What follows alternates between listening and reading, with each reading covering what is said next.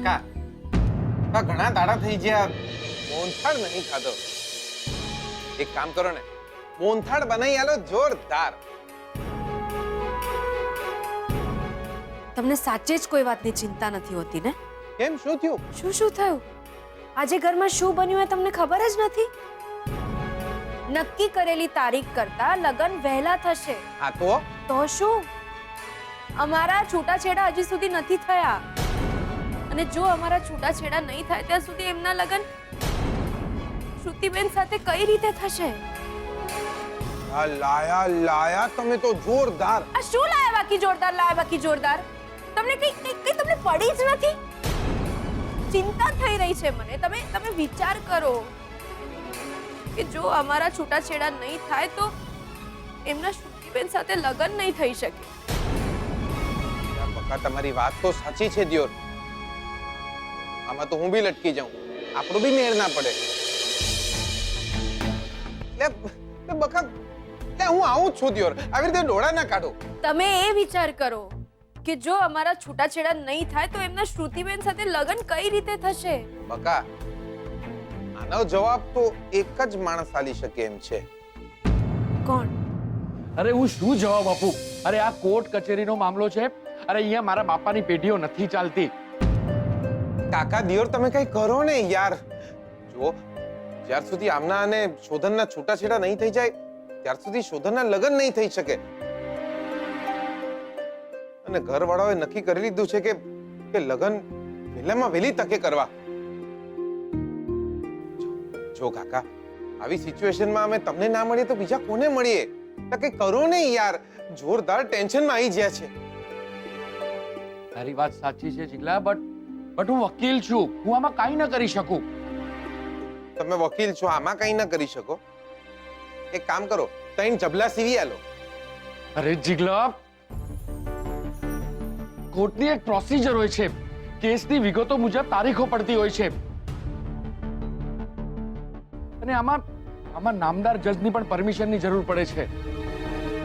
પણ વકીલ સાહેબ, તમને અંદાજો તો હશે ને કે છૂટાછેડા કેટલા વહેલા થઈ શકે છે? એને કેટલી વાર લાગી શકે છે? કોર્ટની તારીખ ગમે ત્યારે નક્કી થાય. મને તો લાગે છે કે તમારા છૂટાછેડાને હજુ ઓછામાં ઓછો 1 મહિનો તો લાગશે જ.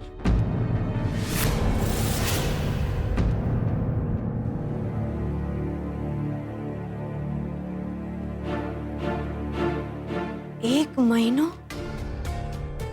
અરે પણ 20-22 દિવસ પછી એમના લગ્ન કઈ રીતે થઈ શકશે? 1 મહિનો તો મને લાગે છે. કદાચ 1.5 થી 2 મહિના પણ લાગી શકે.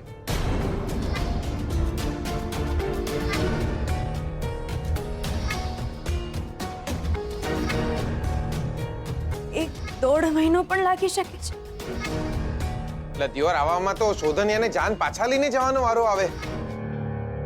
એટલે જો આમના અને શોધનિયાના છૂટાછેડા નહીં થયા તો શોધનના લગ્ન નહીં થઈ શકે.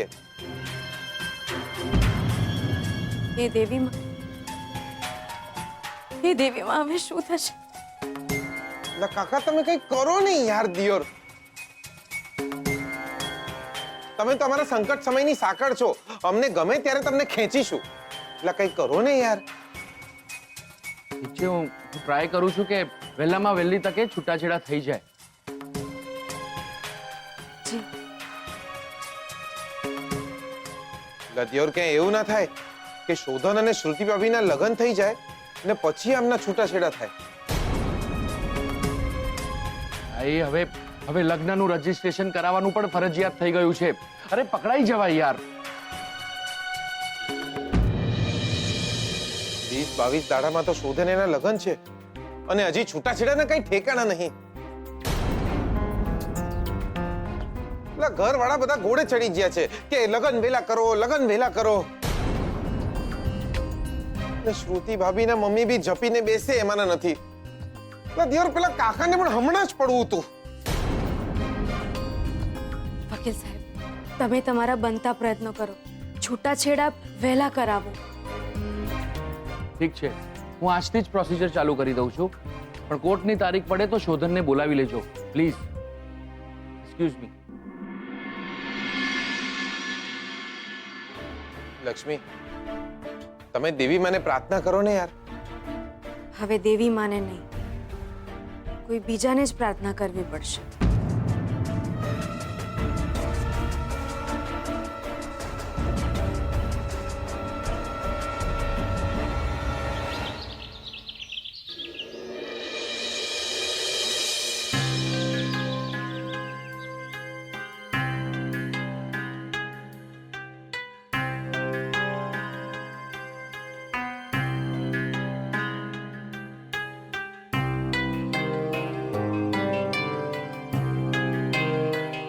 જી નમસ્તે બેન.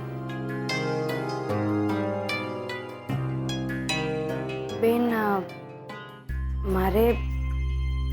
મારે તમારી સાથે એક વાત કરવી હતી. નવાઈ લાગે છે મને આજે તને અહીં જોઈ રહે. ન અવાજમાં ગરમી, ન ચહેરા પર ધમકી છે. શું કામ છે બોલ? બેન તમે દાદાજીને એમ કહ્યું કે લગ્ન વહેલા થશે. હા તો બેન તમે તો જાણો જ છો ને કે મારા છૂટાછેડાનો કેસ ચાલી રહ્યો છે અને જો મારા છૂટાછેડા નહીં થાય તો તારા અને જીગરના લગ્ન અટકી જશે. હા બેન, અને ભલે અટકી જતા, મને કોઈ ઉતાવળ નથી. તારા અને જીગરના લગ્ન નહીં. આમને કેમ સમજાવું કે મારા અને એમના છૂટાછેડા નહીં થાય તો એ શ્રુતિબેન સાથે નહીં પરણી શકે. જો શ્રુતિના લગ્ન તો વહેલા જ થશે. તારા અને શ્રુતિના લગ્ન એક સાથે થાય એ જીદ મારી નહીં, તમારી હતી. તું પછી પરણજે. હા બેન, પણ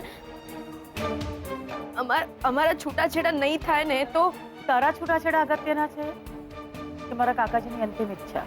બેન હું માત્ર એટલું જ કહું છું કે બને તો લગ્ન નિયત સમય જ થાય. હિંમત, કમાલની હિંમત છે છોકરી તારામાં. ઘર મારું, દીકરી મારી, અને લગ્ન ક્યારે થશે તું નક્કી કરીશ. શ્રુતિના લગ્ન તો વહેલા જ થશે. તારે અને જીગરને જ્યારે પરણવું હોય ત્યારે પરણજે, મને કોઈ વાંધો નથી. બેન હું તમને કેમ સમજાવું? નથી સમજાવી શકતી ને તો પછી કેમ સમજાવે છે?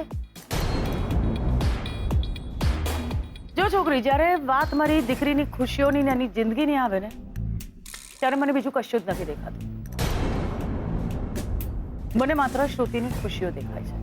બેન આ શ્રુતિબેનની ખુશીની જ વાત છે એટલે જ કહી રહી છું. એટલે એમ કે જો મારા છૂટાછેડા થશે તો જ શ્રુતિ બેનના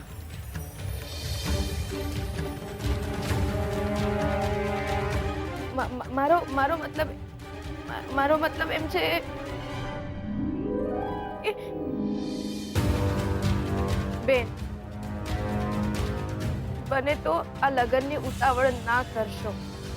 તારે જે કહેવાનું હતું એ તે કહી દીધું. મારે જે કહેવાનું હતું એ મેં કહી દીધું. તને શું લાગે છે હું તારી વાત માની લઈશ? ના, તો પછી આ ચર્ચાનો મતલબ જ નથી.